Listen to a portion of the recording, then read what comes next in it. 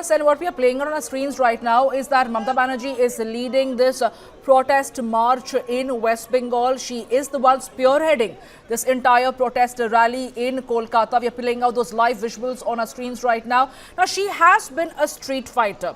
Her politics did surround and begin with her being a street fighter. And today she is using that to her benefit, to her advantage. She has gathered the large number of crowd that is marching right behind her.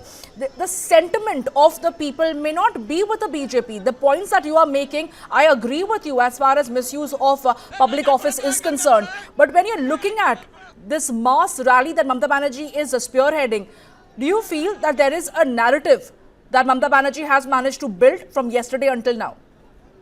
See, a rally of 500,000 people, 500 or 1,000 people who are party cadres does not prove anything.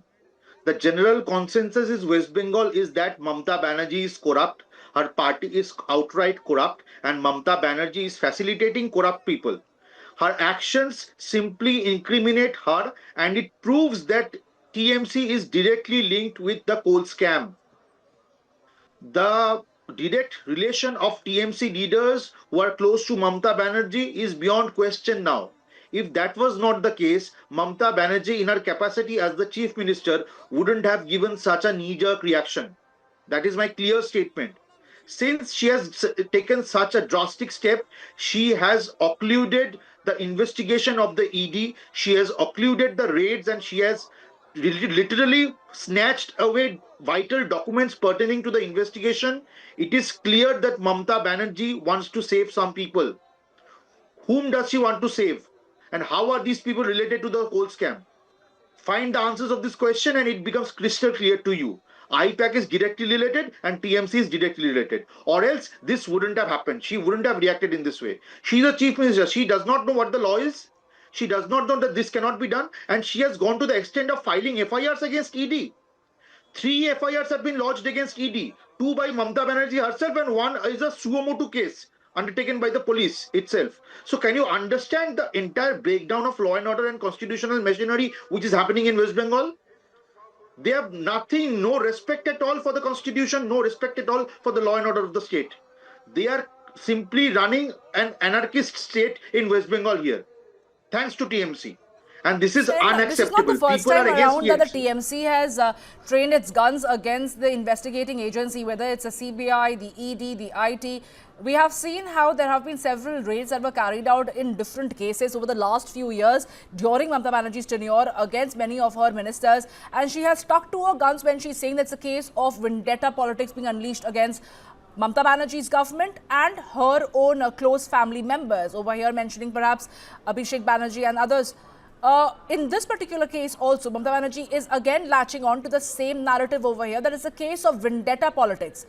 And the timing is what she's questioning, whether it was the SIR earlier and now it's become all about the ED raids at the I-PAC. Do you feel that these are going to end up becoming election, campaign issues ahead of the Bengal elections? See, the writing is on the wall. TMC is an outright corrupt party. The vindictive actions of Trinamool Congress against the ED and that simply illegal act while the ED raids were going on prove beyond any iota of doubt that TMC is hand in glove with corruption. The people of Bengal know this, and the people of Bengal will vote against this corrupt party. What happened yesterday is unacceptable. She has done this before, yes. She has sat on a dharna. She has sat on a dharna again, and now she has simply occluded the investigation process of that I agree with your point that what happened yesterday was unacceptable and unprecedented in a sense. But what happened today in the national capital outside the Home Ministry was also unacceptable, where women MPs, they are public elected MPs from the Lok Sabha and the Rajya Sabha, many of them being carried by men in this manner. Even that was unacceptable. Those were telling visuals that we did play out on our screens right now. Again, in this particular case, the TMC turns around and say that it's a misuse of the government over here, especially the office of the Home Minister. See, does becoming an MP, an elected representative of the people, give you immunity from law and order? No, it does not. Even if a person is elected by the people, that person ought to follow the law and order of the land. These MPs were not following the law and order of the land. And why were they sitting in dharna? They were sitting in protest against ED. They were sitting in protest against the coal scam investigation. So they don't want the investigation to go on. They want the coal scam to go on. What kind of stand is this? Whatever has been done by the Delhi police is absolutely right. This nonsense, this nuisance will not be tolerated. This nuisance can go on in West Bengal because TMC is in power, but nowhere else in India, this nonsense will be accepted. Dr. Sen, are you trying to say that the manner in which these women MPs were roughed up and manhandled by the Delhi police, madam, that was acceptable? Are you trying to validate that? Madam, I am telling you, nobody was roughed up. They were simply removed from the place. We have seen the visual images. We have seen the videos. No one was roughed up. They were firstly requested to leave that place. They did not comply and then they were escorted away. They were taken away. It is well within the rights of the police to use reasonable force if somebody is not listening to their requests. Requests were made time and again. That we have seen in video evidence. Okay, point taken. Dr. Sen, kindly stay with us and I'll come back to you to get more information and perspective on the story. But from the looks of it, TMC MPs' right to protest also cannot be objected to. But right now, the Kolkata High Court on Monday adjourned the hearing on the Enforcement Directorate's plea seeking registration of an FIR against the West Bengal Chief Minister Mamata Banerjee. The court deferred the matter after large-scale commotion and disruption were reported inside the courtroom during the proceedings. The judge reportedly asked multiple times for advocates not connected to the case to leave the courtroom. But when they did not comply, the judge grew frustrated and walked out of the proceedings. The Enforcement Directorate has moved the High Court, alleging that a Chief Minister, Mamata Banerjee, interfered with the agency's official duties during the recent raids at the I-PAC offices and the residences of its director.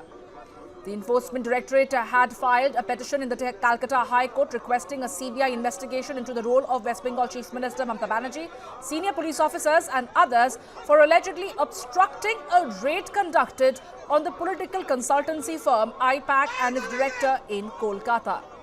The case is now likely to be taken up on 14th January.